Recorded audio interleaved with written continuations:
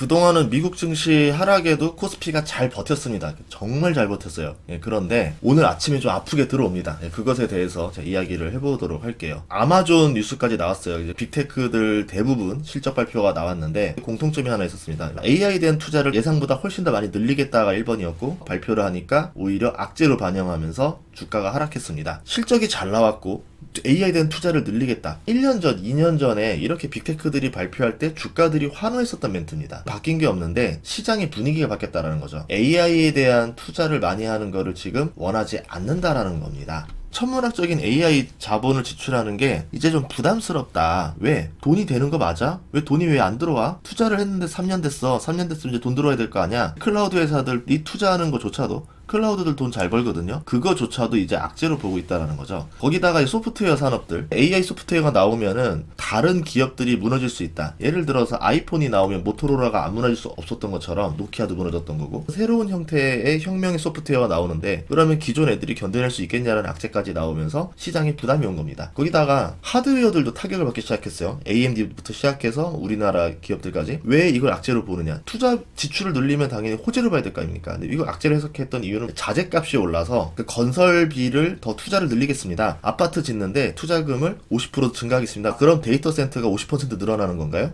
그게 아니라요. 자재비가 많이 늘어나서 자재비는 한 30% 늘어났고 저희가 데이터 센터는 20% 더 짓는 겁니다. 라고 하면 뭡니까? 유상증자 했을 때 그 돈을 그대로 돈이 되는 투자에 하는 게 아니라 한 절반 정도는 빚 갚는 데 쓰고 절반만 투자하겠다라는 거죠. 투입 대비 인풋의 효율이 너무 나빠지는 거죠. 자재값 상승이 이제는 그 AI 투자비에 반영할 수밖에 없는 상황이 됐던 거고, 그 자체는 데이터 센터가 그만큼 늘어난다의 개수가 아니라 비용의 증가로 보기 때문에 이거를 또 악재로 해석할 수도 있었던 겁니다. 장이 좋을 때는 이런 징후들에 대해서 관심이 없었다가 이제는 여기에 사람들이 귀를 기울이기 시작하는 것 같아요. 이제 메이저 사람들이 이야기를 하기 시작했는데 일자리가 줄어드는 거를 그동안은 이제 호재라고 계속 생각을 했었어요. 일자리가 줄어드니까 기업의 순이익이 늘어나는 거 아니냐. 근데 이제 생각을 해봅니다. 그런데 집이 안 팔린다. 집이 왜 이렇게 안 팔릴까? 지금 엄청나거든요. 상업용 모기지, 그러니까 CMBS 같은 경우 연체율이 12%가 넘어갔고요. 여태까지 집 안 팔린 그 미분양 주택수가 역대 최대입니다. 그러면 그냥 많이 졌으니까 그런가 보지. 팔리겠지. 이렇게 분위기가 좋고 증시가 좋은데 왜 안 팔리겠어라는데 진짜 안 팔립니다. 트럼프가 그래서 금리를 내려야 된다라 말했던 게 뭐냐면 주택이 무너지면 미국 경제 기반이 무너져요. 그렇기 때문에 주택시장을 어떻게든 살리기 위해서 프레디 맥이랑 여기에다가 막 돈을 주입하고 뭐 하는 것도 했었잖아요.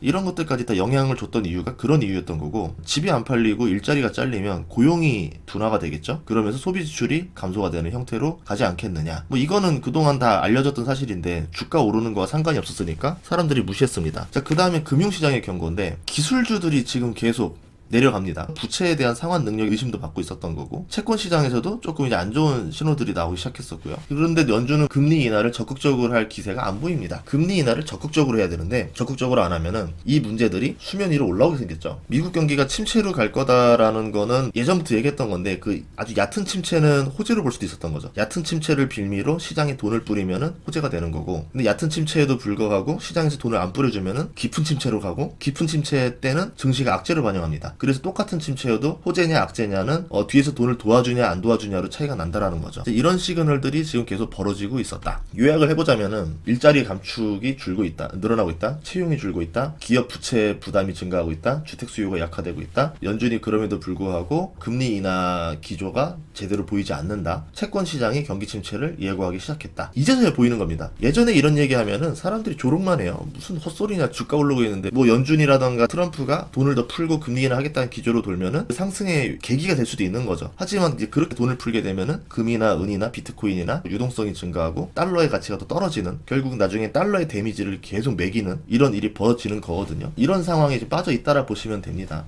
AI에 대한 주가 상승으로 시장의 기대감이 컸었는데 AI에 대한 시선이 변했다라는 거는 조금 걱정이 되는 점이 있었다라는 거죠. 자, 그럼에도 불구하고 코스피가 반등을 했습니다. 하락세를 충격에도 반등해서 양전으로 잠깐 가고, 하이닉스조차도 양전으로 살짝 돌변을 했었어요. 마감은 어떻게 될지 모르겠지만, 자, 이 얘기는 뭐냐면 외국인은 연이 던지고 있는데 개인들이 엄청난 매수세를 보여주고 있다는 겁니다. 지금 한국인들의 주식 투자 열풍이 뜨겁다라는 거죠. 향후 결과에 따라서 저점에 산 개인이 승자가 될 수도 있는 거고, 고점에 팔고 나온 외국인이 승자가 될 수도 있는 거예요. 누가 될지는 모르는 일입니다. 지금 상황은 이 재료들 가지고 최악의 유리가 나올 수도 있고 최상의 유리가 나올 수도 있는 상황이기 때문에 이 자체의 상황을 막 악재다라고 표현할 수도 없어요. 왜냐하면 연준과 트럼프가 어떻게 하냐에 따라서 바뀌는 거니까. 역사적으로 외국인들의 승률이 조금 좋았다라는 점은 좀 찝찝한 건 있었던 거죠. 2주 동안 외국인의 흐름을 보면은 연일 코스피를 거의 매도를 합니다. 일주일간 코스피 매도한 금액이 10조가 넘어요. 반면에 10조 이상을 개인들이 받았습니다. 그만큼 외국인들은 빠르게 팔고 있고 개인들은 그 물량을 다 받아내면서 저가 매수를 해주고 있다는 얘기죠. 선물에서도 외국인들은 2주 내리 하락에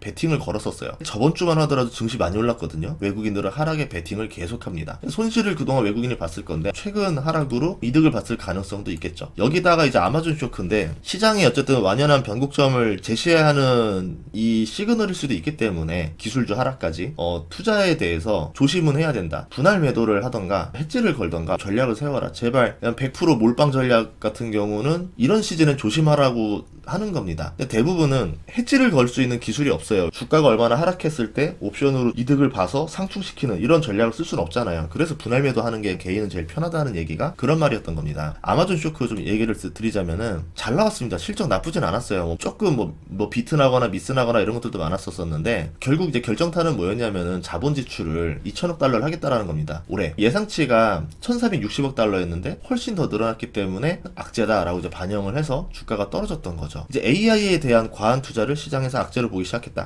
돈도 못 버는 거에 왜 투자하느냐 이런 스탠스죠. AI에 대한 기대감보다는 이제 수익성을 바로 보여줘야 된다. AI가 다시 성장하려면 돈을 벌어오는 모습을 보여줘야 된다. 투자자들은 그 모습을 볼 때 다시 들어오려고 할 거예요. 잠깐 떠났다가. 자, 그러면 전방의 소프트웨어업들이 어떻게 하고 있느냐? 대부분 적자입니다. 오픈 AI조차도 흑자를 2029년으로 보고 있어요. 그때까지 못 기다린다는 거죠. 연말에라도 흑자가 나는 무언가가 등장을 해줘야지만 투자자들이 아직 죽지 않았네, 살아있네 라고 하면서 계속 기다리고 더 바이를 해줄 겁니다. 규모가 커지고 AI에 대중이 익숙해지면은 뭐 돈이 될 거다 이렇게 이제 표현을 하는데 오픈 AI가 지금 그 기조로 가고 있잖아요. 자꾸 밸류는 점점 올라가는데 적자는 커지고 자본 조달은 끊임없이 해줘야 되고 여기에 대한 피로도가 쌓이기 시작하는 거죠. 그리고 이제 이거를 가지고 돈을 벌었다라는 곳들이 빅테크인데 이제 직원을 해고했기 때문에 돈을 벌었다라는 건데 자 그러면 해고를 충분히 하고 나면은 그럼 이제 가지고 더 이상 뭐로 돈을 벌 건데 이럴 수도 있는 거죠. 2년 내리 해고를 했잖아요. 충분히 많이 했거든요. 그 이상의 뭔가 안 나오면은 안 된다는 거죠. 개인들이나 이런 사람들이 썼을 때 AI 가지고 효과를 보는 게 맞다면은 이거에 대한 비용이 올라가야 되거든요. 유료 서비스 가격 인상한다던가 아니면은 유료 가입자 증가 속도가 더 빠른 속도로 증가한다던가 뭐 이런 걸 보여줘야 되는데 아직 시장에서 지금 캐시를 보고 싶은데 캐시에 대한 믿음이 없다라는 게 악재라는 겁니다. AI 투자자들은 결국은 이 캐시가 된다라는 거를 봤을 때 그때 들어오는 시점이 될 것이다. 분할 매도를 하다가 다시 분할 매수를 시작해야 되는 시점은 그 캐시를 보여주는 시점에는 다시 분할 매수로 바꾸는 전략을 가져가면 어떨까? 뭐 제가 하고 싶은 얘기는 다 한 것 같아요. 주말에 조금 더 이제 고민을 하시면서 말씀드렸던 그 빅스 스프레드 지수 같은 것도 한번 공부해 보시면 좋을 것 같고 이제 여러 가지 좀 지표들을 좀 보면서 내 종목만 보는 게 아니라 시장 전체를 한번 보는 시간을 가지시면 좋을 것 같습니다. 다음 시간에도 좋은 정보로 찾아뵙겠습니다. 구독과 좋아요, 알림 설정 부탁드릴게요. 고맙습니다.